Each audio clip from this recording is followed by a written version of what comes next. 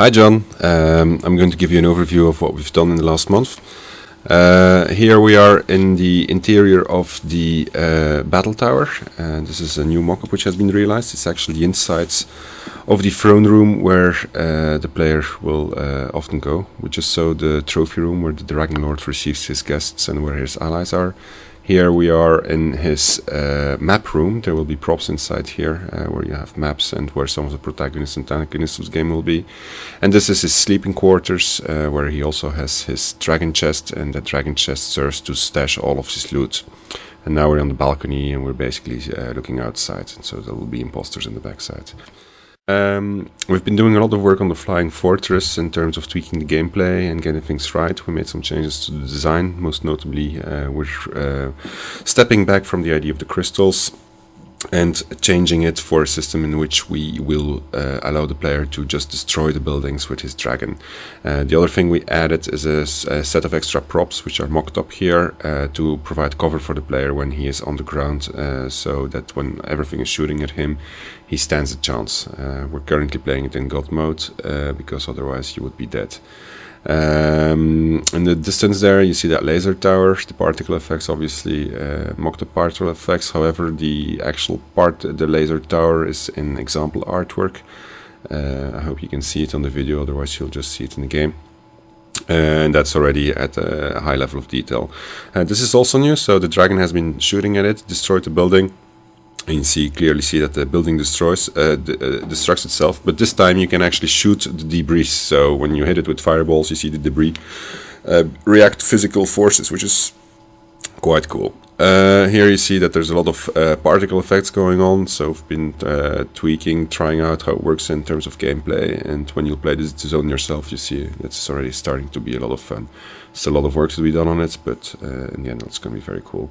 This is another piece of example artwork. This is a flying creature spawn point, but we only have one destructible model, so when it destroys, it jumps back to that laser tower.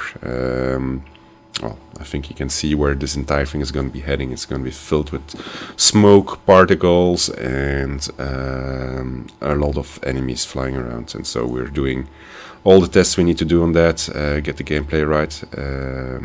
Yeah, it's going to be very, very, very nice. I see that they took a lot of footage of it. I don't even know what to say anymore. I'll just let you watch in preparation for the next piece. So this is work which has been done by one artist and our lead designer, who has taken the reins in his hand to get the Flying Fortress right. So this is actually the example artwork in close-up, which you saw in there, seeing that it's already at high quality level. Here we're seeing some sketches and high poly models which have been made of characters, again for all of the armor, player armor equipment, which is part of this milestone, so they're just going very fast here. Here we see example artwork from the Dragon Zone. This is the Divine and the Champion Fortress. Here we see sketches for catacombs styles, which have already been made also.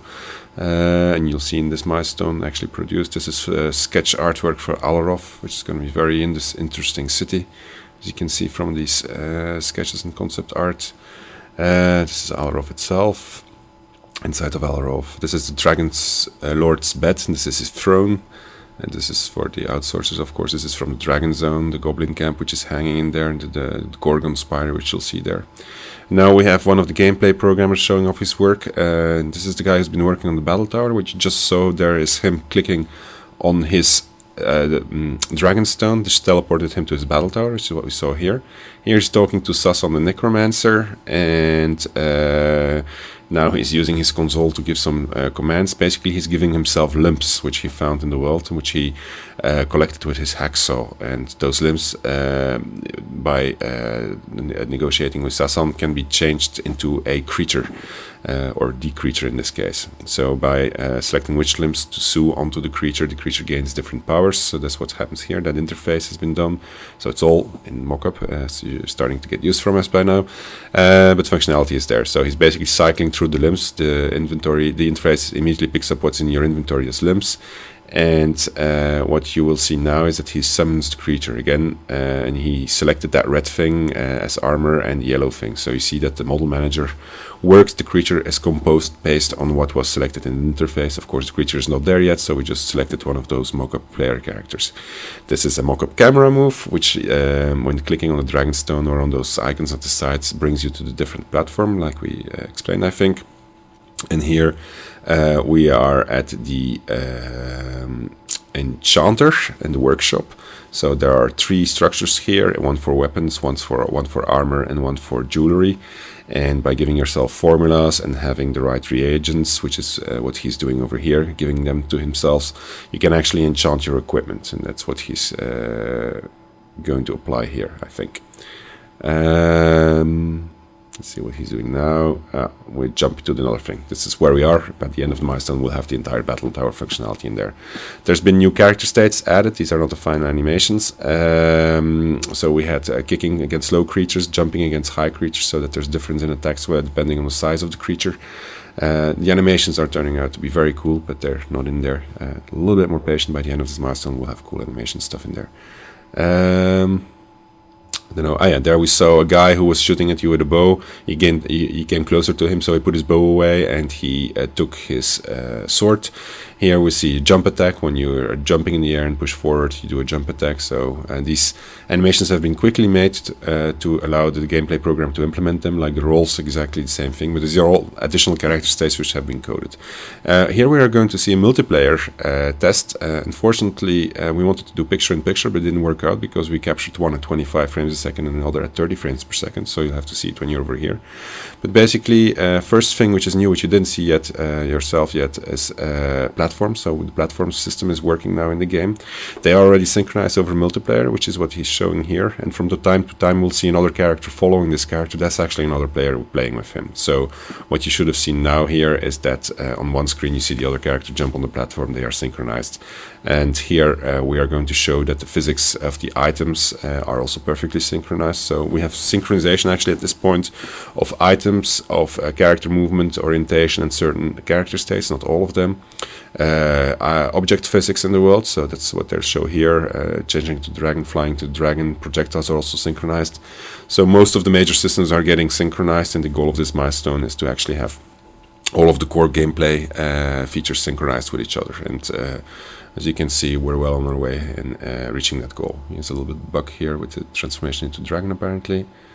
So here it goes in the air, and I guess he's going to shoot at those barrels to show that it's synchronized on the other computer, which is actually a very complex thing to pull off, but it's managing well.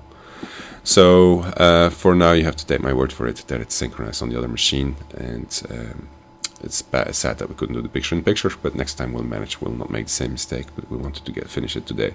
So there in the distance you see stuff happening. That's clearly the other player. Well, I'm looking at it on a very small monitor here with a very small window, and all the rest is sound recording, so I don't really see a lot of what's on screen.